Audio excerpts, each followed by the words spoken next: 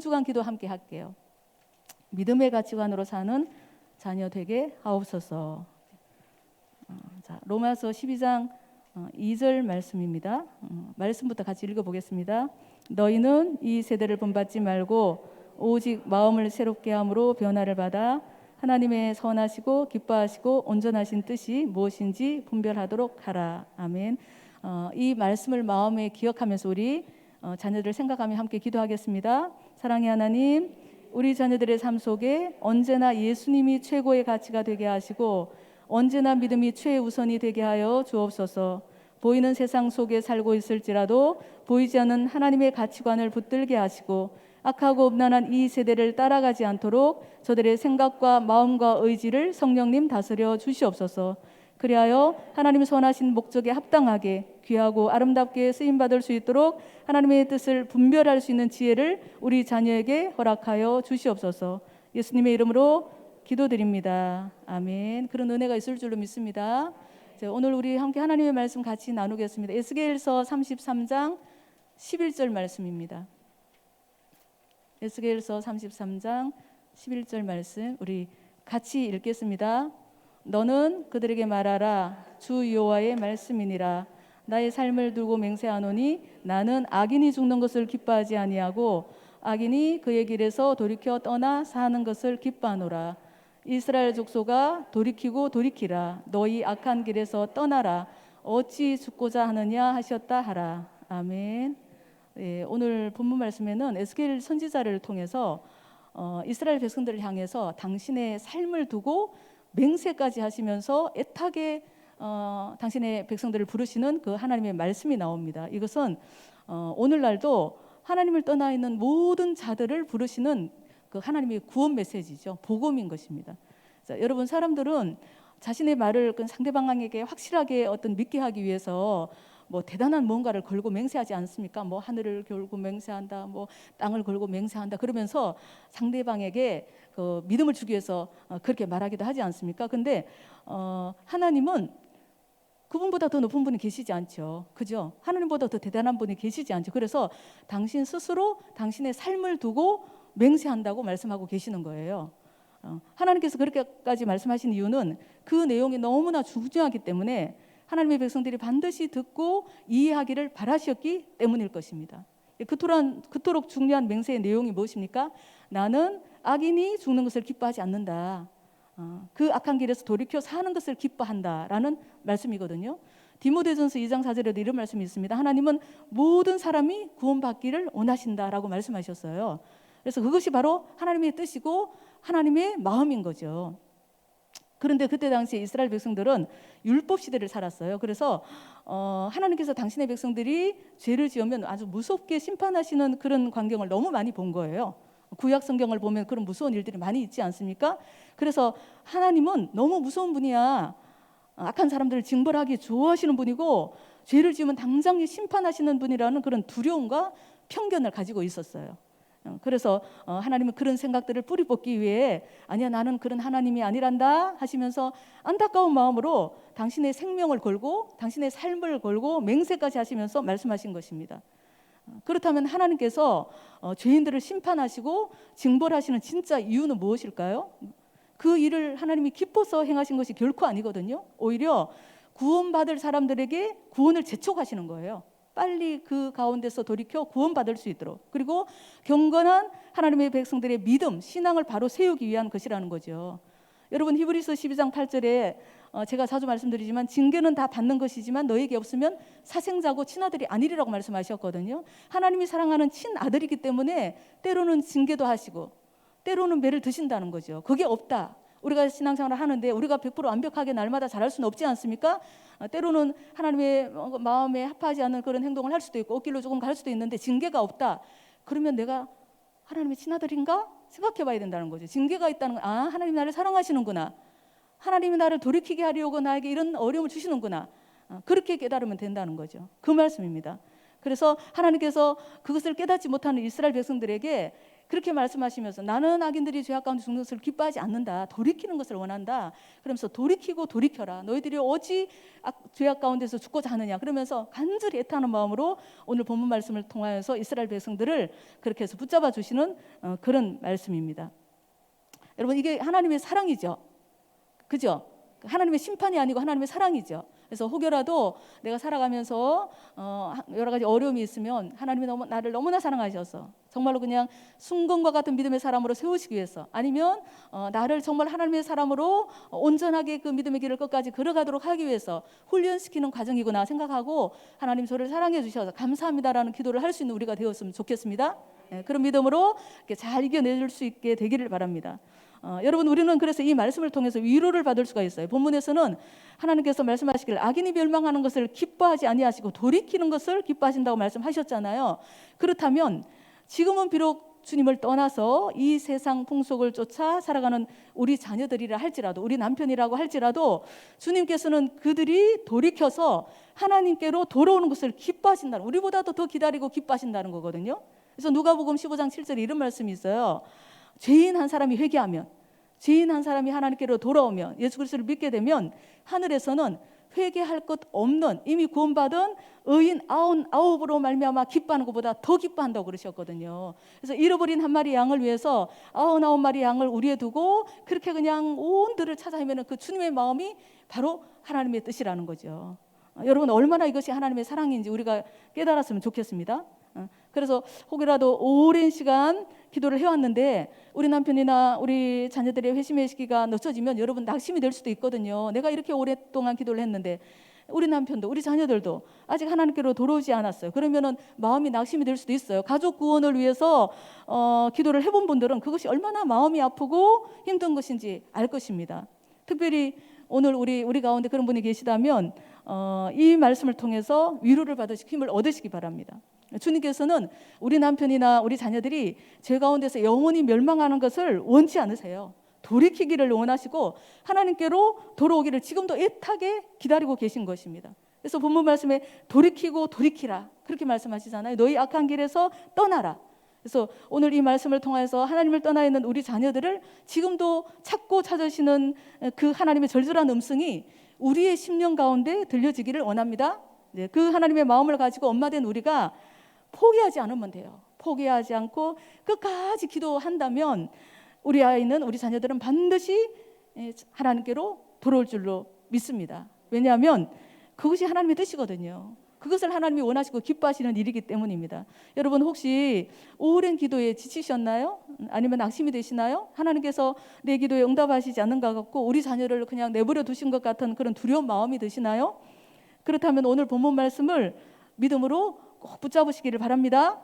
주님께서 당신의 생명을 걸어, 당신의 삶을 걸어 맹세하시면서까지 말씀하신 이 말씀을 꼭 기억하셨으면 좋겠어요.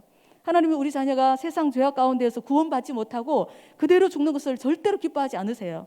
이제 그 길에서 돌이켜 생명을 얻는 것, 곧 회심하는 것, 하나님의 자녀가 되는 것을 기뻐하신다는 사실을 꼭 기억해야 될 줄로 믿습니다.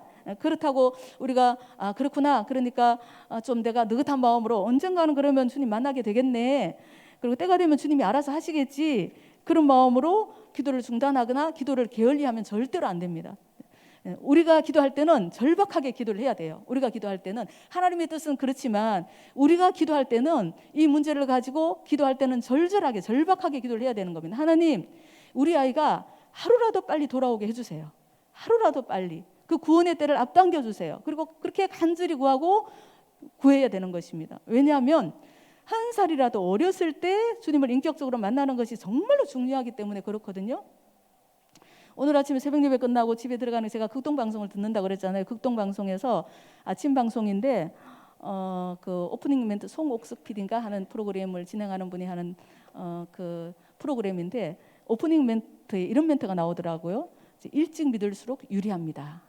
그런 멘트인 거예요. 일찍 믿을수록 유리합니다. 그래서 100세 시대에 만약에 100세를 산다고 가정을 하면 20대에 하나님을 만났어요. 주님께 돌아왔어요. 그러면은 80년을 그 복음을 누리고 나누며 전하며 살아갈 수가 있다는 거죠. 근데 60에 만났어요. 그러면 40년밖에 그 복음을 누리고 전할 수 있는 기회가 없다는 거죠. 그래서 하루라도 더 일찍 주님을 만나는 것이 유리합니다. 유익합니다. 그런 멘트, 오프닝 멘트가 쭉 나오더라고요. 정말 아멘이시죠? 많은 사람들이 공감합니다 하면서 뭐 문자를 보낸 것도 막 PD가 진행자가 읽고 그러더라고요. 저희 교회도 한 3년 전에 등록한 여기 계시는 분 중에 우리 성도님 한 분이 정말 예수님을 모르다가 교회를 안 다니다가 3년 전에 저희 교회 등록을 하시고 저희 교회를 통하여서 예수님을 만났어요. 정말 깊이 만났어요. 그래서 정말 제가 보기에 정말로 그냥 너무 예쁘게 신앙생활 잘하고 계신 분이 계세요. 그래서 등록하고 나서 저랑 8주간 1:1 성경 공부도 하고 그랬거든요. 이제 그래서 그분이 이런 말씀을 한 적이 있어요. 전도사님, 제가 왜 이렇게 좋은 예수를 이렇게 늦게 믿었는지 그게 후회가 됐대요. 정말 주님을 만나놓고 보니까 신앙생활 하면 보니까 내가 조금이라도 더 젊었을 때 주님을 만났으면 신앙생활을 했으면 정말 우리 자녀들이 어렸을 때 믿음으로 정말로 양육도 할 수 있었고 정말 좋았을 텐데 그게 후회된다고. 그래서 제가 지금이라도 늦지 않았습니다. 그렇게 기도하시면 언젠가는 그 자녀들이 돌아올 것입니다. 그렇게 말씀해드린 적이 있거든요. 그렇습니다, 여러분. 이렇게 어린 시절에 주님을 인격적으로 만나잖아요. 그리고 이제 교회 안에서 꾸준히 신앙생활을 하던 아이들은 혹 은혜가 떨어질 수 있어요. 날마다 우리가 성령 충만하진 않잖아요. 가끔씩 방황도 하고 그렇잖아요. 그렇지만 은혜가 떨어져도 쉽게 방탕한 삶으로 나아가지는 않거든요. 왜냐하면 그런 삶을 경험해 본 적이 없기 때문에 잠시 하나님을 떠나 있어도 보이지 않는 바리케이드가 쳐진 것처럼 막 살지는 않거든요. 세상으로 훅 가서 뭐 세상 쾌락으로, 왜냐하면 해본 적이 없기 때문에 모르니까. 그래서 그런데 만약에 회심이 좀 늦어져서 세상의 맛을 여러 가지 쾌락 뭐 여러 가지 그런 것들을 다 맛보고 주님께 돌아온 아이들도 있을 거 아니에요. 그러면은 은혜가 떨어지는 순간에 다시 그 세상 풍속 쾌락의 길로 돌아가기가 너무 쉽다는 거죠. 그래서 사람들은 태어나면서부터 악한 본성을 가지고 태어나거든요. 그래서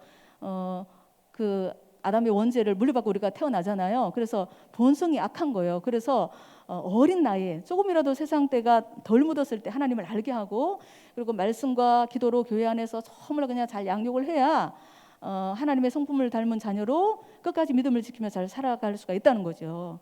근데 하지만 시간이 흐를수록 이제 그 시간이 흐를수록 세상을 많이 경험할수록 그 악한 본성이 굳어지는 거죠. 굳어질 뿐만 아니고 세상 가치관이 들어오고 헛된 철학, 뭐 경험, 여러 가지 세상 이치 그런 것들이 가득 채워져서 굳어져서 웬만한 힘으로는 움직일 수 없는 바위처럼 단단해져서 쉽지가 않다는 거예요. 여러분 그런 어떤 경험들을 많이 해보셨죠? 나이 든 분들을 전도하는 게 쉽지 않다는 거. 우리 조경팀이 날마다 이렇게 막 교회를 아름답게 가꾸는데 이게 작은 묘목 있잖아요. 나무를 심어도 작은 묘목은 심었다가 이 자리가 아니네 하고 옮겨 심을 때 그냥 한 손으로도 이렇게 쑥 뽑으면 뿌리째 뽑히잖아요. 근데 20년, 뭐 30년 이렇게 자란 나무는 여러 명의 장정이 매달려도 잘 쉽지 않죠. 뽑히지가 않죠. 정말로 그냥 뭐 기계를 가져와서 아니면 뭐 크레인 같은 그런 어떤 장비를 가져와서 해야 겨우 그것을 처리할 수가 있는 거죠. 그것과 똑같다고 생각하시면 되겠습니다. 아이가 유치원생이고 초등학교 저학년일 때는 유치원생 여기 한 명 와 있네요. 서린인가요? 이름이? 서린이에요? 서린이 7살이죠? 유치원생이고 서린이처럼 저렇게 유치원생이거나 초등학교 저학년일 때는 꼭 끌어안고 이제 기도를 해주면서 무릎팍에다 앉혀놓고 예수님에 대해서 얘기를 해주면 금세 아이들의 마음이 부드러워져서 성령께서 역사하시기에 정말 좋은 마음이 되거든요. 그리고 스폰지처럼 순수하게 복음도 참 잘 받아들여요. 그래서 어려서부터 하는 신앙교육이 정말로 중요한 것입니다. 그런데 어쩌다가 그 때를 놓치게 되고 그렇게 방치한 채로 뭐 중학교를 들어가고 고등학교를 올라가고 사춘기가 되면 정말 힘들게 되는 거죠. 여러분 사춘기 예민해진 아이들이 부모를 대하는 태도가 예전 같지 않다는 것 많이 혹시라도 사춘기 자녀를 둔 부모들은 경험을 해보셨죠. 웬만해서는 부모에게 마음을 잘 열지도 않습니다. 그런 아이들의 마음은 깊은 어떤 영적인 공감 속에서 방황하고 있는 거죠. 학교에서도 집에서도 소통이 되지 않고, 게다가 집에 오면 엄마 아빠가 교회를 다니기는 한데 뭐 영적인 전투는 하지 않고 기도는 하지 않고 만약에 맨날 싸우는 모습을 보이고 야단치는 모습만 보이고 그런다면 이 자녀들은 정말 마음 둘 곳이 없어지는 거예요. 그런데 그러다가 그렇게 싸우던 엄마 아빠가 이제 주일이 되면 막 그냥 교회 가자고 깨우고 억지로 막 끌고 간다 그러면 그 아이들의 눈에 부모가 말하는 신앙이라는 것은 모든 헛된 쇼로 보일 수도 있다는 거예요. 그것은 곧 하나님에 대한 불신앙으로 연결이 되고요. 그러다가 대학으로 들어가게 되면서 자연스럽게 교회를 떠나거나 하나님을 떠나게 되는 청소년들이 얼마나 많은지 모릅니다. 여러분 오늘 우리가 하나님 앞에서 절대로 미루지 말고 해내야 할 일은 자녀의 회심을 위한 기도입니다. 우리 자녀가 주님을 만나게 하는 거. 내 평생에 내가 다른 것은 물려주지 못해도 믿음만은 꼭 물려줘야 되겠다라는 그런 정말로 절절한 마음을 가지고 기도를 해야 되는 거예요. 우리 자녀가 하나님을 만나는 것, 하나님의 자녀로 이 땅을 살아가는 것, 그것이 우리가 가장 우선적으로 첫 번째 해야 될 기도죠. 그리고 아이들에게 믿음으로 사는 모습을 보여주는 것. 목사님 그러셨잖아요. 우리가 완벽한 부모는 아니잖아요. 때로는 비척거리기도 하고 그냥 부족한 모습을 보일지라도 그래도 끝까지 믿음의 끈을 놓치지 않고 믿음으로 살아가는 모습을 보여주는 것이 중요하다는 거죠. 그리고 그 아이들에 대해서 그 아이들이 사춘기 방황을 하거나 하나님을 떠나 있거나 세상 가운데서 여러 가지 그냥 정말로 염려되고 근심되는 어떤 그런 어려움 속에 있다고 할지라도 끝까지 포기하지 않고 기다려주고 엄마는 너를 위해 기도하고 있다. 엄마는 너를 믿는다. 그러면서 기다려주고 사랑으로 품어주는 것. 이것이 우리가 해야 될 일인 거지. 하나님 앞에는 기도하고 그 하나님이 주시는 그 마음을 하나님이 그 아이들을 사랑하시잖아요. 하나님이 절절히 애타게 기다리고 계시는 구원받는 것을 기뻐하시잖아요. 그 마음을 가지고 그 아이들을 위해서 기도하고 간절히 기도하고 또 그 아이들을 사랑으로 품어주고 기다려주고 인정해주고 그런 어떤 믿음의 어떤 선한 역사를 일으킬 수 있는 일을 우리가 해야 될 줄로 믿습니다. 그러면은 그 자녀는 반드시 하나님께로 돌아올 것입니다. 여러분 혹시 내가 지금까지 그렇게 했어요. 그렇게 하고 있어요. 근데 우리 아이들이 돌아오지 않고 더 강팍해진 것 같고 더 멀리 세상으로 가는 것 같아서 마음이 혹시라도 낙심되는 분이 있나요? 절대로 낙심하지 마십시오.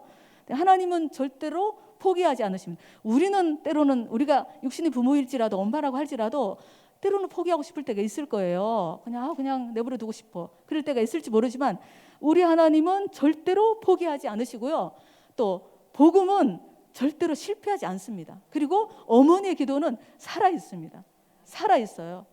우리 목사님 주일날 말씀 전하실 때 한경 목사님 장례식 얘기하시면서 이렇게 어머니의 기도에 대해서 말씀하신 거 기억나시나요? 어머니의 기도는 살아 있다는 거예요. 어머니의 기도가 사랑하는 자녀들이 살아가는 삶 속에 엄청난 어떤 영적인 에너지로 영적인 능력으로 그 아이들의 삶을 붙들어 주거든요. 그게 실제로 그런 감정들이 얼마나 많이 있습니까? 그래서 낙심하지 말고 끝까지 기도하는 우리가 되기를 원합니다. 지금도 우리 하나님 우리 주님은 돌이키고 돌이켜라. 너희 악한 길에서 떠나라. 어찌 죽고자 하느냐 하시면서 간절히 우리 자녀들을 부르고 계십니다. 그 주님의 마음을 기도하고 난 다음에 자녀들에게 좀 잘 전달을 해 주십시오. 아이들의 손을 붙잡고 누구누구야 엄마는 엄마 아빠의 간절한 소원은 네가 하나님께로 돌아오는 거란다. 그렇게 말해주세요. 너랑 같이 예배드리고 싶어. 그렇게 말해주세요. 그럼 그렇게 눈물 어린 그 진실된 그 한마디가 10대의 매보다 낫고요. 100번의 잔소리보다 더 위대한 힘이 있을 줄로 믿습니다. 그렇게 할 수 있는 그런 은혜가 믿음이 지혜가 우리에게 있게 되기를 원합니다. 근데 너무 감사하게도 우리 자녀는 다 믿음 안에 있어요. 지금 현재. 그래서 그런 걱정할 필요가 없어요 하는 분들도 계시잖아요. 여기 보면 온 일가가 신앙생활 잘하는 분들도 계시거든요. 이제 그런 어머니들은 우리 자녀들이 정말 큰 믿음의 용사가 될 수 있게 달라고 기도를 하십시오. 하나님을 뜨겁게 만나서 교회 숭숭된 일꾼이 되게 해주시고 이 나라를 변화시킬 수 있는 다니엘과 같은 하나님의 사람이 되게 해달라고 그렇게 기도를 하셨으면 좋겠어요. 그리고 우리 자녀를 위해서만 기도하지 마시고 우리 교회 다른 모든 자녀들을 위해서 중보 기도해 주시기 바랍니다. 우리 교회 모든 자녀들은 우리 자녀들이에요. 내 자녀는 괜찮으니까 뭐 다른 자녀들이야 어떻든 나는 상관없어. 그게 아니고 우리 모든 자녀들이 내 자녀다 생각을 하시고 그 자녀들이 하나님을 뜻하 있는 모든 자녀들이 하루속히 하나님께로 돌이키도록 그리고 영원한 생명을 얻을 수 있도록 그래서 우리 교회 다음 세대 믿음의 주역이 될 수 있도록 세상을 변화시키는 예수 그리스도의 사람이 될 수 있도록 우리가 함께 간절히 기도했으면 좋겠습니다. 바라기는 오늘 말씀을 기억하면서 올해가 가기 전에 이제 12월이잖아요. 올해가 가기 전에 우리 가정마다 남편과 자녀들이 그렇게 지금까지 간절히 기도했던 그 구원의 열매가 맺힐 수 있도록 남편이 돌아오고 자녀들이 돌아오고 우리 하나님이 기뻐하시는 믿음의 가정으로 든든히 세워지는 그런 귀한 은혜가 임하기를 주님의 이름으로 간절히 기도하고 축복합니다. 네.